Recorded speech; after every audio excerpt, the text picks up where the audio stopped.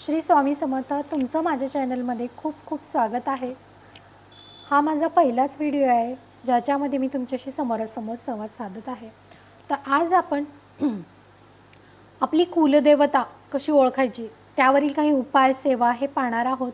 तर बऱ्याच लोकांना आपली कुलदेवता कोणती आहे ते माहीत नसतं आणि ते आपल्या गावाकडील जी ग्रामदेवता असतात त्यालाच आपली कुलदेवता समजून त्याची पूजा उपासना करत असतात.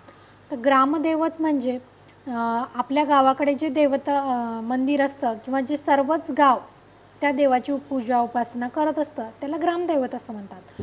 पण कुलदेवता म्हणजे आपल्या कुळाची देवता जी आपल्या कुळाचं रक्षण करत असते. ती प्रत्येकाची कुलदेवता वेगवेगळी असते. त्यामुळे ग्रामदैवत हे आपलं कुलदैवत नसतं. तर कुलदेवता आपली जाणून घेण्यासाठीच्या आजचे आपण काही उपाय सेवा पाहणार आहोत. तर तुम्हाला जर तुमची कुलदेवता माहीत नसेल तर तुम्ही ज्योतिबा किंवा तुळजापूरची तुळजाभवानी माता याला आपलं कुलदैवत मानून त्याची पूजा उपासना करू शकता. जर कुलदैवत माहिती करून घ्यायचं असेल आपल्या महाराष्ट्रामध्ये 3.5 शक्तिपीठ आहेत. तुळजापूरची तुळजाभवानी माता, कोल्हापूरची महालक्ष्मी माता, माहूरची रेणुका माता आणि वणीची सप्तशृंगी. यापैकी आपलं कुलदैवत काय ते जाणून घेण्यासाठी काही उपाय आणि सेवा आहेत त्या तुम्ही आवर्जून करा. त्यातून तुम्हाला नक्की अनुभव येईल. तर पहिली म्हणजे आपल्या जी मूळ गाव आहे किंवा आपले जे पूर्वज ज्या गावी राहायचे किंवा आपले मूळ गाव जिथे आपले भाऊबंधकी राहतात तिथे त्यांना तुम्ही विचारू शकता की आपलं कुलदैवत कोणतं आहे. त्यांचं आणि आपलं कुलदैवत सेमच असतं. त्यांचं आणि आपलं कुळ एकच असतं. त्यामुळे ते आपली कुलदेवता आणि त्यांची कुलदेवता ही एकच असते. त्यांना तुम्ही विचारू शकता की कोणत्या कुलदेवताची पूजा उपासना करतात तेच तुमचं कुलदैवत आहे. ते जर नसेल तर दुसरा एक उपाय म्हणजे 21 दिवसांचा आहे. 21 दिवस आपल्याला एक नारळ घ्यायचा आहे. शेंडी काढून घेतली तरी चालेल किंवा जर शेंडी असेल तर ती देवाकडे करून ठेवायची. त्यावरती एक कापूर रोज जाळायचा. तो कापूर जळतोय तोपर्यंत श्री स्वामी समर्थ या मंत्राचा जाप करायचा आणि ह्या 7 दिवसात म्हणजे 7-7-7 असं 21 दिवस तुम्हाला ही सेवा करायची आहे.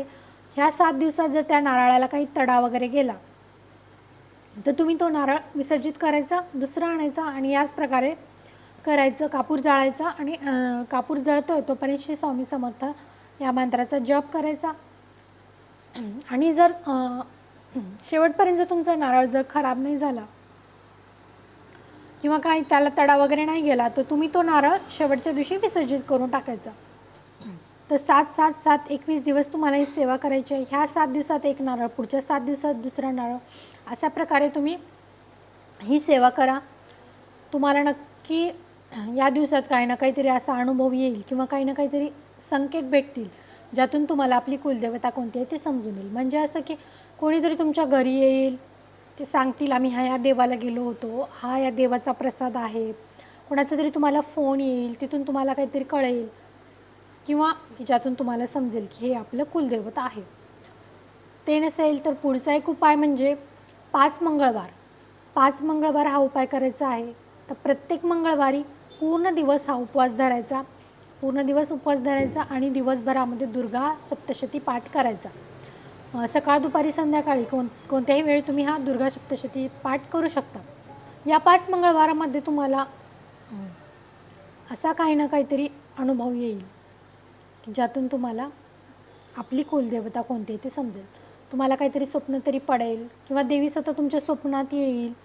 कोणीतरी तुम्हाला काहीतरी प्रसाद आणून देईल, कोणीतरी तुम्हाला काहीतरी सांगेल की आम्ही ह्या देवाला गेलो होतो असं वगैरे.